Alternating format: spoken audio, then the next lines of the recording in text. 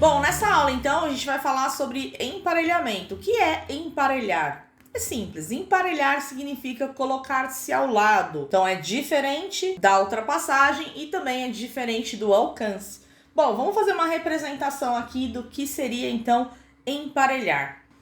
Imagine que eu tenho uma situação aqui onde eu tenho então um automóvel A e um caminhão B. E é pedido para você então alguma informação sobre o emparelhamento. Bom, o emparelhamento ele vai se dar quando a frente do carro se alinhar à frente do caminhão. Ou seja, quando o carro se coloca aqui exatamente ao lado do caminhão. Então a representação fica mais ou menos assim.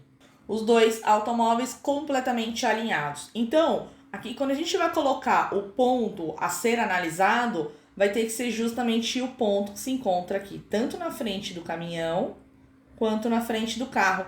Por quê? Porque o emparelhamento se dá quando esses dois pontos eles se alinham. Logo, essa daqui seria então a posição em que vai ocorrer o emparelhamento, ou seja, o ponto A vai estar exatamente no mesmo lugar do ponto B. E com isso a gente já consegue demarcar aqui quais são as posições iniciais desses pontos. Então aqui ó, S0A e aqui seria S0 de B. E aí agora feita essa análise, você pode fazer a solução da questão tanto por função horária da posição ou novamente por velocidade relativa. Vamos treinar um exemplo rapidinho sobre uma situação de emparelhamento. Exemplo: João deixa Maria no terminal rodoviário e se despede da amiga assim que ela embarca. Porém, ele percebe que Maria esqueceu uma de suas bagagens. Na tentativa de parar o ônibus, João entra em seu carro e parte em direção a Maria, quando o ônibus já se encontra a 80 metros. Sabendo que o ônibus desenvolve velocidade constante de 72 km por hora e João 90 km por hora, determine em que posição, em relação à rodoviária, ele conseguirá se colocar ao lado do motorista para pedir que ele pare o ônibus. Bom, vamos começar fazendo aqui então uma representação desse movimento. Bom, temos aqui então o carro de João e o ônibus onde Maria se encontra. O carro de João viaja a 90 km por hora, enquanto o ônibus a 72 km por hora.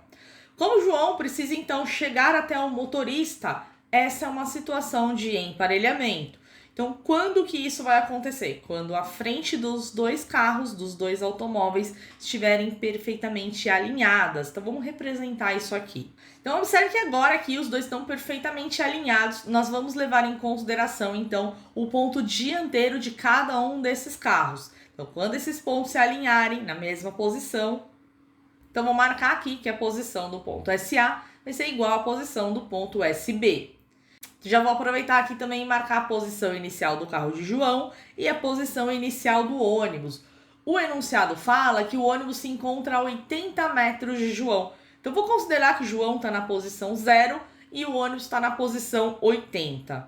Agora, vamos fazer a solução por função horária da posição, porque a gente sabe, então, que isso vai acontecer quando os dois pontos estiverem no mesmo lugar, estiverem alinhados. Então, vamos montar a função horária para cada ponto. S0 de A mais a velocidade de A vezes o tempo t vai ser igual a S0 de B mais a velocidade de B vezes o tempo t. Posição inicial de A, que é o carro de João, 0, mais a velocidade dele, 90 km por hora. Opa, temos um problema aqui. A nossa distância se encontra em metros e as velocidades estão em quilômetros por hora. Vamos precisar fazer a conversão.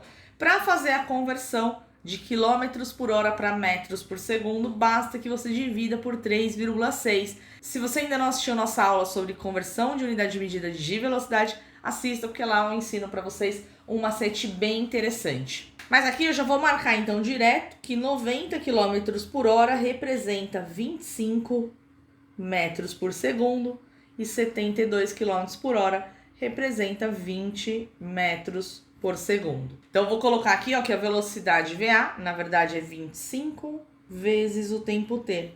A posição inicial de B é 80, mais a velocidade de B, que é 20 metros por segundo.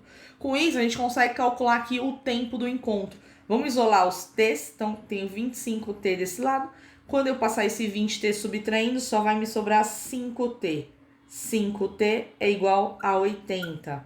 Ou seja, consigo concluir aqui então que o tempo do encontro acontece 16 segundos após a partida de João. Agora, para achar a posição, você pode pegar a função horária de qualquer um dos dois, tanto do corpo A como do corpo B, e fazer aqui o seu cálculo. Então, vou pegar do corpo A, S0 de A mais a velocidade de A vezes o tempo t.